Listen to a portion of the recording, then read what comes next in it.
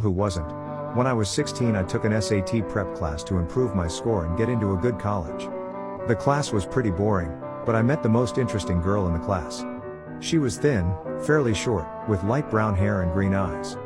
She always wore a green headband, which I thought was cute. Her name was Connie. We hit it off immediately and spent most of the class whispering to each side by side at our desks. I spent about 3 weeks sitting next to her talking during the class. When the class was over, we exchanged handles so we could keep in touch. This was in the early 2000s. About a year passed, and we continued talking online. We got to know each other pretty well, but we lived on completely different sides of the city and it was quite a drive to visit each other, so being the young teens we never actually got together. Eventually I worked up the courage to ask her out for dinner. I set our date at a restaurant located between the both of us so we wouldn't have to drive too far. The time for our date rolled around and I headed to the restaurant to meet her. I walked in and